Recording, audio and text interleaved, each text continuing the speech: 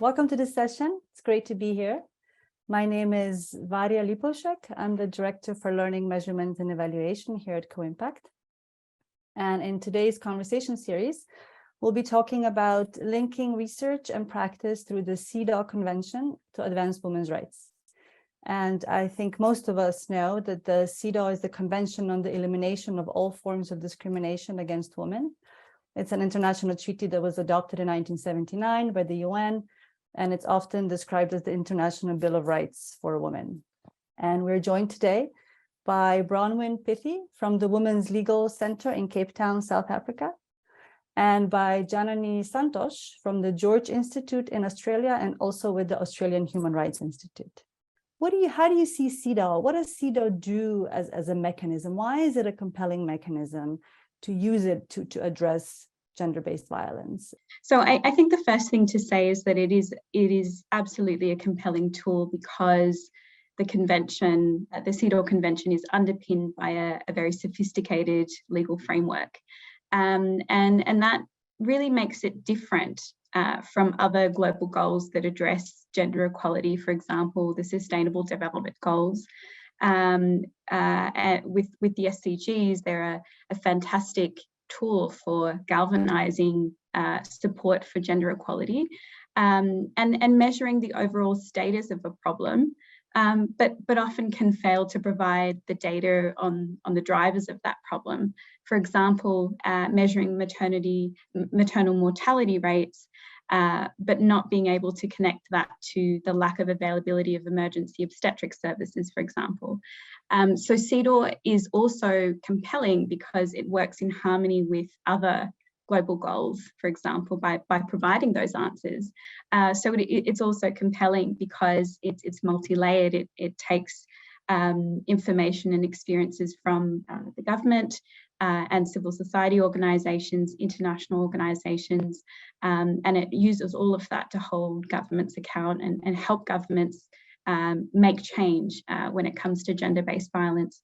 Gender-based violence is intimately connected with gender-based poverty, with inheritance laws, with education, with health. And often when we're lobbying governments for reform, it is a single intervention with a specific purpose, whereas the committee has the ability to take information from a range of sectors and address gender-based violence from so many different angles. So you two are actually working together, although you sit quite far, now not so far, but usually in like different parts of the world. You two have extremely different skill sets and this hybrid. So tell me more about how these skill sets come together, and tell me more about this hybrid project.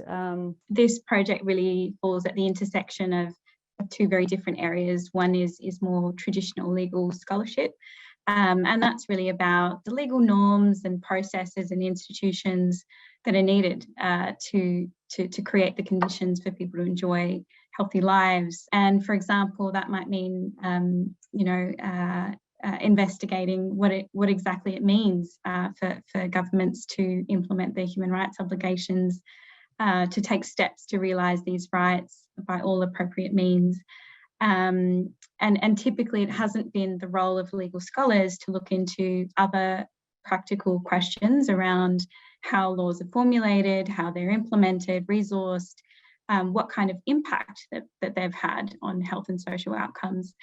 And this is really where implementation science comes in. What we've decided to focus on, and the other countries have focused on similar but slightly different. When we talk about gender-based violence in South Africa, it's so massive, and for a country that has really, generally speaking, excellent legislation, our levels of violence are out of control. The numbers are massive. And we can pass as much legislation as we can unless we start changing attitudes and we start changing implementation issues and accountability structures. We're not going to see a real difference. So I mean, what I think is very exciting about this project is that we're going to focus on domestic violence legislation, because it has been legislation that was developed post 1994, post democracy. And the recognition of domestic violence as something that needed to be legislated and managed, and to provide remedies in addition to criminal remedies, but also civil remedies, which I don't think it's necessary to go into the details of that. But the reality is that although we have this legislation, these numbers are incredibly high, and the access to justice for your average woman is still severely compromised. Access to the police, access to the courts, obtaining what we call protection orders, which are restraining orders or the like in other interdicts in other jurisdictions. The implementation then again of any breaches of those things by the police is highly problematic. Although on one hand we have a real recognition, I think there is real political will on the part of South African government to address gender-based violence. We have a lot of interventions which are very, very closely aligned to a lot of the recommendations that CEDAW have made over the years. You know, we've kind of done a map where we've kind of linked recommendations to things that have gone into legislation, the development of policy, prevention aspects. We're looking something now at the criminalization of domestic violence. Those are all recommendations that came from CEDAW. So although the government, I think, is really committed and trying to address this incredibly overwhelming problem, there still is, unfortunately, a disjuncture between our legislation and implementation, and also the accountability structures. And just because it's the nature of the work, there is a constant tension between civil society and government, and how you tread that. We work together with government in developing legislation, and at the same time, we've got to hold them responsible, and then we litigate against them in terms of making sure that implementation happens. So, I mean, I'm really excited about this project because I think it will involve, although we're kind of facilitating from South Africa, will definitely involve all of those organizations to really get a very rich product, which I think can be used, as Jan said, as a blueprint to assist in not only advocacy, because although I think advocacy is essential, but to actually start getting the laws right, and then the implementation of that. This almost tripartite combination of advocacy, implementation science, and legislative work, right?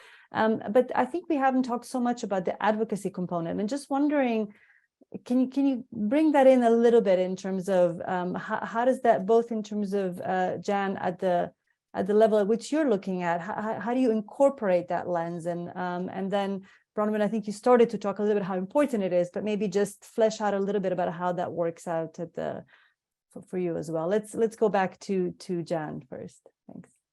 Perhaps the roles of advocacy and of legal scholarship have been more visible than research, actually. I think perhaps it's the researchers that are kind of the new kid on the block, trying to kind of demonstrate and articulate the value that we provide. And I would hope that looks something like this. I think you know, those that work within legal scholarship and legal practice, such as Bronwyn, really have a very intimate understanding of laws and how they interact with the justice system, how they interact with particular populations of women in context.